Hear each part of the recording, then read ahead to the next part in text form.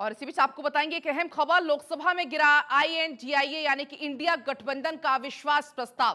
PM Modi ने सदन में विपक्ष पर जमकर बोला हमला। पीएम ने कहा विपक्ष का विश्वास प्रस्ताव हमारे लिए शुभ होता है। मणिपुर हिंसा पर सदन में भी प्रधानमंत्री नरेंद्र मोदी बोले मणिपुर हमारे जिगर का टुकड़ा है, पूरा देश इसके साथ खड़ा है। इंडिया गठबंधन को बताया घमंडिया गठबंधन। तो कल प्रधानमंत्री नरेंद्र मोदी 2 घंटे से भी ज्यादा समय तक सदन में बोलते हुए नजर आए। इस दौरान उन्होंने तमाम मुद्दों पर अपनी बात रखी और एक बड़े ही सहज और बड़े ही सरल लहजे में उनकी जो बॉडी लैंग्वेज थी उस लहजे में वो बोलते हुए नजर आए। विपक्ष को उन्होंने ललकारा, साथ ही मणिपुर पर भी जवाब देते हुए कहा कि मणिपुर हमारे जिगर का टुकड़ा है।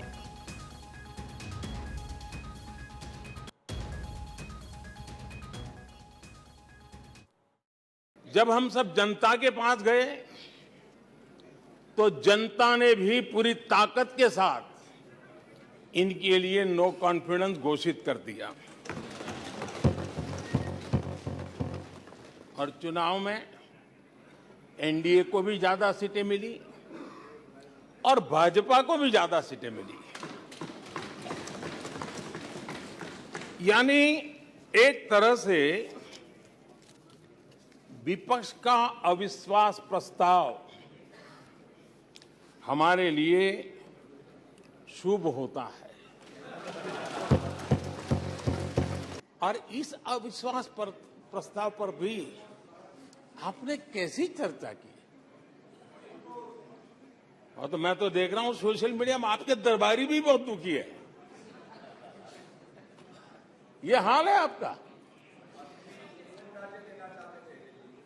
और अध्यक्ष जी देखिए मजा है इस डिबेट का कि फील्डिंग विपक्ष ने ऑर्गेनाइज की, लेकिन चौके छक्के यहीं से लगे।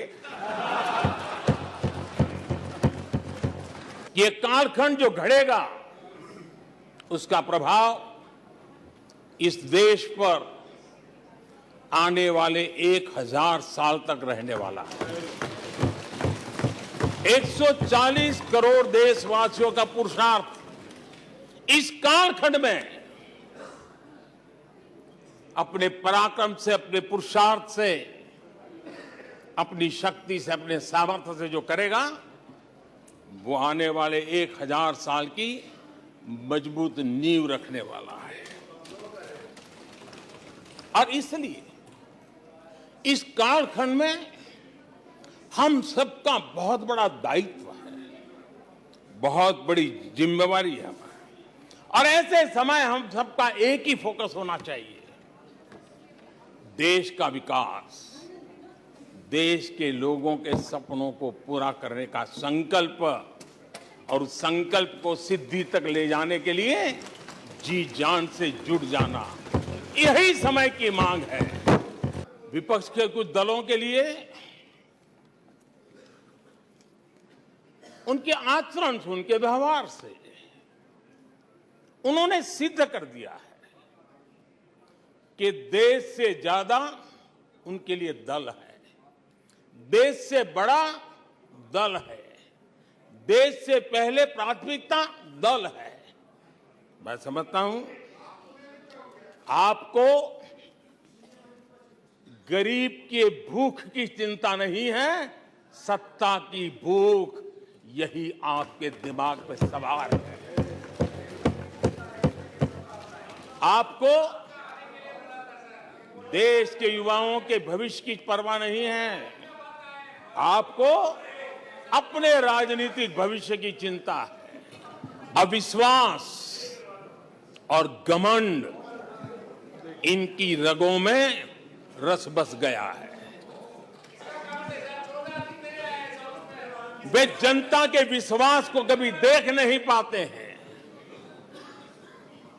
अब ये जो शुतुरमुर्ग अप्रोच है, इसके लिए तो देश क्या कर सकता है? तमिलनाडु में कांग्रेस की आखिरी बार 1962 में जीत हुई थी। 61 वर्षों से तमिलनाडु के लोग कह रहे हैं कांग्रेस नो कॉन्फिडेंस। तमिलनाडु के लोग कह रहे हैं कांग्रेस। पश्चिम बंगाल में उन्हें आखिरी बार जीत 1972 में मिली थी।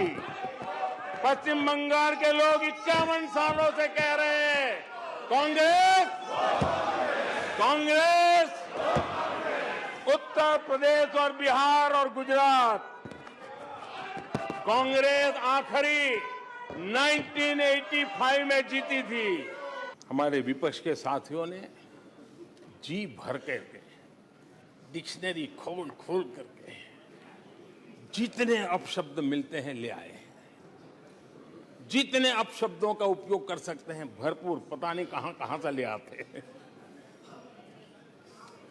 लेकिन अच्छा है,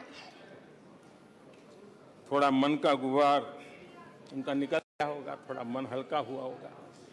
इतने अपशब्द बोल लिए हैं तो। और वैसे तो लोग मुझे दिन रात कोसते रहते हैं, उनकी ये फितरत है। और उनके लिए तो सबसे प्रिय नारा क्या है? मोदी तेरी कब्र खुदेगी। मोदी तेरी कब्र खुदेगी। अपशब्द बोलो, भाग जाओ। कूड़ा कचरा फेंको, भाग जाओ। झूठ फैलाओ, भाग जाओ। यही जिनका खेल है। ये देश इनसे अपेक्षा ज्यादा नहीं कर सकता है। अगर इन्होंने गृह मंत्री जी की मणिपुर की चर्चा पर सहमति दिखाई होती तो अकेले मणिपुर विषय पर विस्तार से चर्चा हो सकती थी। हर पहलू पर चर्चा हो सकती थी और उनको भी बहुत कुछ कहने का मौका मिल सकता था। लेकिन उनको चर्चा में रस नहीं था। और कल अमित भाई ने विस्तार से इस विषय की चीजें जब रखी तो देश को भी आश्चर्य हुआ है कि लोग इतना झूठ फैला सकते हैं। ऐसे ऐसे पाप करके गए हैं लोग। इस मौके पर हमारे विपक्ष के साथियों के प्रति अपनी संवेदना भी व्यक्त करना चाहता हूं। कुछ ही दिन पहले बेंगलुरु में आपने मिलजुल कर करीब करीब 1.5-2 दशक पुराने यूपीए का क्रियाकर्म किया है। उसका अंतिम संस्कार किया है। लोकतांत्रिक व्यवहार के मुताबिक मुझे तभी आपको सहानुभूति जरूर व्यक्त करनी चाहिए थी।